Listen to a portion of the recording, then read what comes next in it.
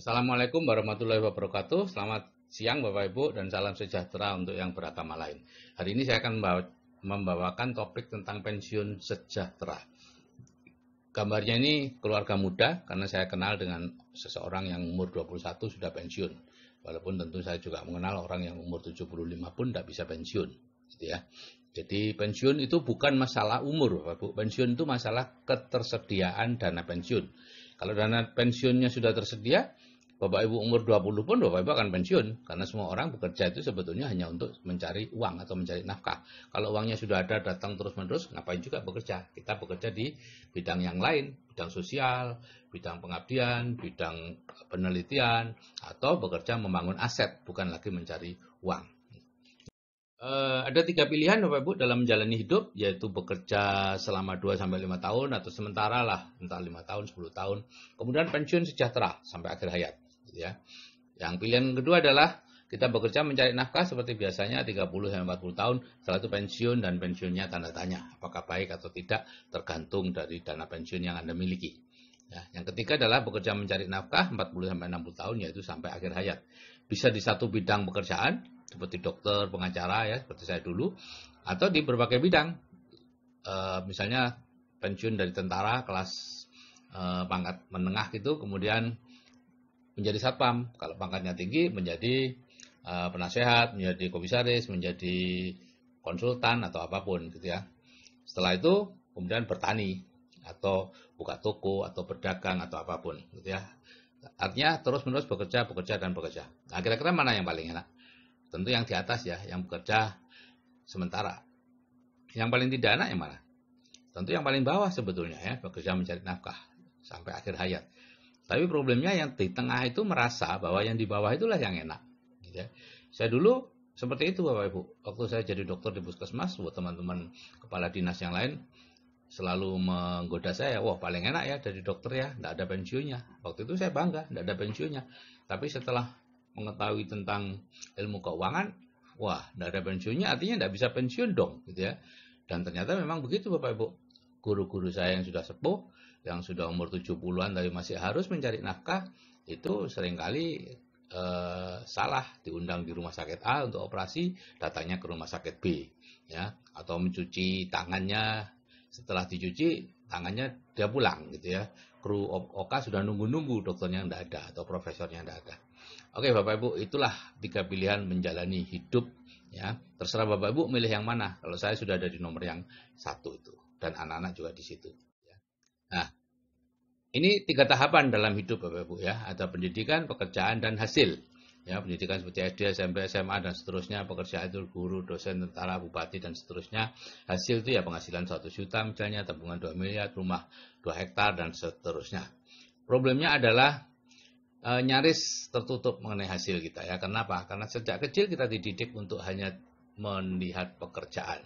Ya, kalau kita ditanya, anak-anak kecil ditanya selalu diharap untuk menjawab dengan guru, dosen, tentara, bupati, dokter dan sebagainya. Tidak boleh menjawab atau tidak diharapkan menjawab ingin kaya dan lain-lain. Kalau menjawab seperti itu akan dikejar lagi. Untuk kaya itu jadi apa? Ya itu seperti anak saya dulu.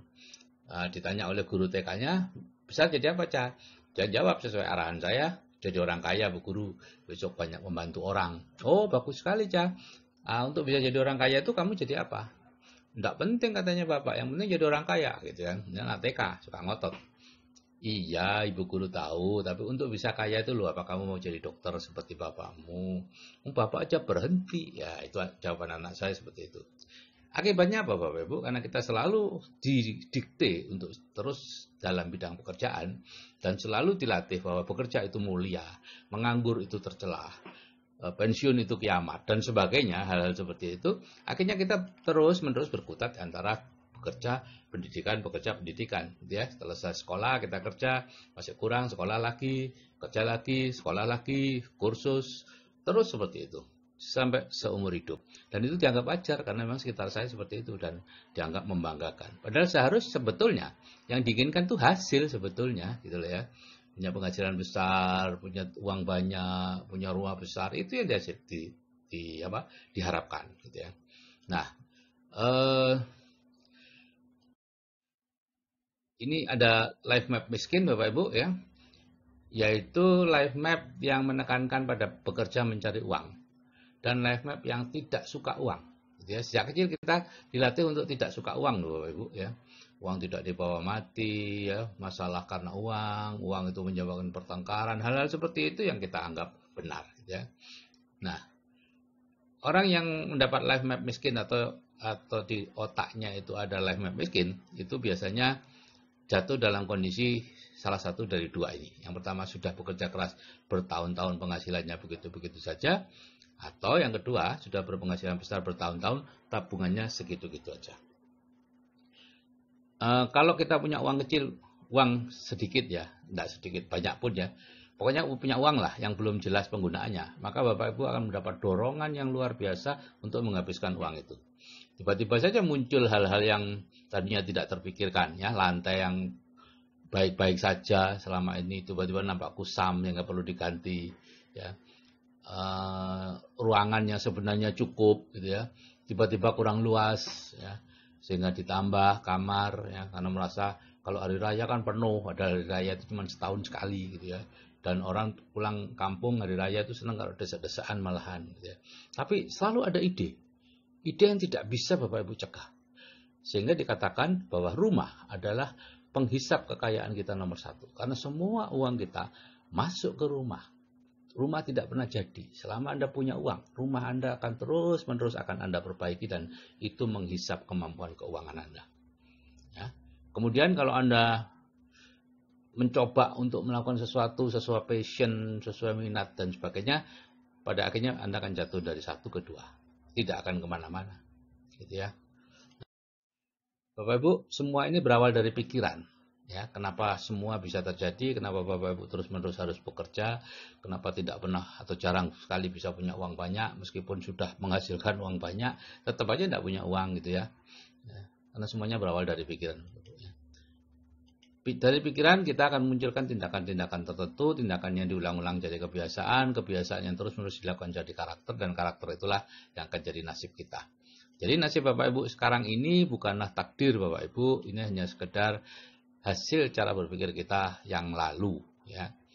Saat ini cara berpikir kita kan seperti tadi saya katakan, yaitu bekerja keras mencari nafkah. Ya, bekerja kerasnya betul, mencari uangnya yang salah. Seharusnya bekerja keras membangun aset atau membuat pabrik uang yang menghasilkan uang terus-menerus untuk kita. Itu. Ya.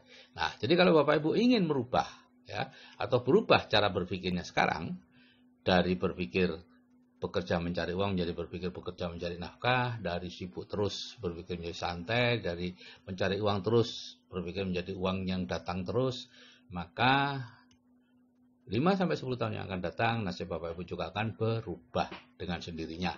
Ya, Bapak Ibu akan dipertemukan dengan orang yang tepat di saat yang tepat sehingga sesuai dengan apa yang ada di pikiran Bapak Ibu. Ya, nah, di pikirannya dirubah, maka nasibnya juga akan berubah.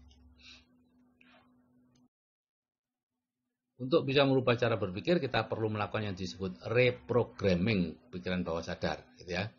Karena di dunia ini Bapak Ibu biasanya yang dikabulkan itu bukan keinginan kita, tapi kebutuhan kita. Nah, problemnya adalah yang disebut kebutuhan itu banyak orang yang tidak tahu bahwa yang disebut kebutuhan itu adalah segala sesuatu yang tersimpan di pikiran bawah sadar. Ya, yang merupakan 90% dari pikiran kita. Sedangkan keinginan itu hanya ada di pikiran sadar yang hanya 10% dari pikiran kita. Sehingga kita mintanya A, dapatnya B. Ya, minta punya banyak uang, dapatnya banyak hutang, gitu ya. Minta ya apa saja, minta kaya dapatnya miskin dan seterusnya. Seperti itu. Ya. Itu harus dilakukan reprogramming Bapak. Pola pikir miskin direprogramming ya jadi pola pikir kaya. Caranya apa? Ya diisi dengan pola pikirnya orang kaya. Ya, kalau zaman dulu Bapak Ibu, untuk bisa memiliki pola pikir orang kaya, orang harus merantau dulu. Ya, keluar dari rumah, ya, punya cita-cita merantau ke kota besar gitu ya, kemudian magang ke orang sukses, baru bisa kaya. Kalau sekarang tidak perlu Bapak Ibu ikut seminar orang kaya, yaitu seminar-seminar yang pembicaranya orang kaya, ya, bukan seminar teknis ya Bapak Ibu, jangan kebalik. Selama ini Bapak Ibu yang Bapak Ibu paling sukai adalah seminar teknis, seminar yang membuat kita terus-menerus bekerja lebih keras lagi. Ya, cara ini ya, cara membangun bisnis online, cara manajemen UKM atau beternak lele, ya, atau cara membeli rumah tanpa uang, yang memiliki rumah tanpa uang, cara berdagang, apa saja lah, pokoknya cara itu adalah seminar teknis yang memperkuat pola pikir miskin kita, ya. Buku dan CD juga seperti itu, ya, bukan buku-buku tentang beternak lele dan lain-lain, tapi buku-buku inspirasi, ya. Sehingga dikatakan bahwa kalaupun Anda ikut seminar, baca buku dan CD, sepanjang itu pilihan Anda sendiri, Anda tidak akan berubah. Ya, kalau mau berubah, cari mentor, lakukan hal-hal yang ditunjukkan mentor, yang semakin Anda tidak sukai, harus semakin Anda lakukan. Jadi Bapak Ibu, kalau Anda punya mentor Anda pasti menunjukkan hal-hal yang tidak Anda sukai. Tapi itulah yang bisa merubah Anda. Hal-hal yang tidak Anda sukai. Ya, Anda harus melakukannya dan belajar menyukainya. Kenapa? Karena hal-hal yang tidak Anda sukai itulah hal-hal yang belum ada di pola pikir Anda. Jadi Anda harus mengadakannya dengan cara lama-lama menyukai. Dan di grup, saya punya grup Bapak Ibu, grup namanya grup WA Building the Dream. Ya, mungkin sebagian yang mendengar ini sudah masuk di situ. Ya, di grup WA Building the Dream itu ada 2 audio hipnoterapi. Yang pertama memiliki penghasilan pasif 100 juta sebulan, yang kedua kehidupan dengan penghasilan pasif 100 juta sebulan. Ya, dua-duanya perlu didengarkan untuk meningkatkan plafon rezeki dalam waktu 21 hari. Ya, kalau masing-masing mendengarkan 1 kali, 21 hari. Kalau masing-masing 2 kali sehari, ya 11 hari. Pokoknya masing-masing 21 kali lah untuk didengarkan ini. Ya. Jadi ada 3 tahap perubahannya Bapak Ibu, yaitu yang pertama di grup WA Building the Dream, ya, sekarang ada sekitar 300-an grup WA Building the Dream, ya, bulan Maret 2018 ini, April 2018 ini. Di situ Bapak Ibu mendengarkan 2 audio hipnoterapi penghasilan pasif 100 juta sebulan, dan satunya lagi itu sebanyak 21 kali. Terus ada lagi pengetahuan tentang bisnis, keuangan, tentang pikiran, bawah sadar, Ho'oponopono, law of attraction, dan macam-macam. Tapi terus terang itu tidak mengubah hidup. Itu hanya membuat Bapak Ibu lebih pintar, gitu aja, lebih tahu.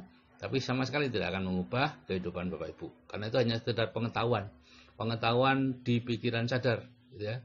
Seperti sekarang banyak orang tahu bahwa olahraga itu baik untuk kesehatan, semua orang ingin sehat, tapi berapa banyak yang mau olahraga? Semacam itulah, gitu ya. Nah, tahap yang kedua, setelah Bapak Ibu mendengarkan audio itu 21 kali, Bapak akan dipindah ke grup program lanjutan, menghadiri seminar yang ditunjuk, ya, minimal 3 kali, ya, dalam 1 tahun, ya. Seminarnya memang 3 kali. Dan mohon maaf, saya tidak jualan seminar Bapak Ibu, ya. Saya juga ikut seminar ini, saya bukan penyelenggaranya, dan berapapun saya mengajak orang untuk ikut seminar, Bapak, saya tidak mendapatkan apa-apa dari panitia, gitu ya. Saya sama dengan Bapak Ibu, membayar 600.000 setiap kali ikut seminar 2 jam, gitu ya. Saya biasanya sekeluarga ikut. Ya. Dan dilanjutkan dengan mendengarkan audio CD dari mereka, pembicara-pembicara yang orang kaya tadi, ya. Pensiunannya sudah berpenghasilan lebih dari 100 juta, banyak sekali orangnya, ya. Terjadi internalisasi program di pikiran bawah sadar, maka mekanisme sukses otomatis akan jalan dan mengejarnya, gitu ya. CD-CD-nya juga saya kirimkan secara gratis di WA untuk para anggota, gitu ya. Pokoknya tidak ada yang bayar, ya, kecuali seminarnya itu Bapak Ibu bayar tentunya. Karena bukan saya yang menyelenggarakan. Kalau saya menyelenggarakan tidak perlu bayar, Bapak Ibu, ya. Nah, tahap yang ketiga itu ada 2 pilihan.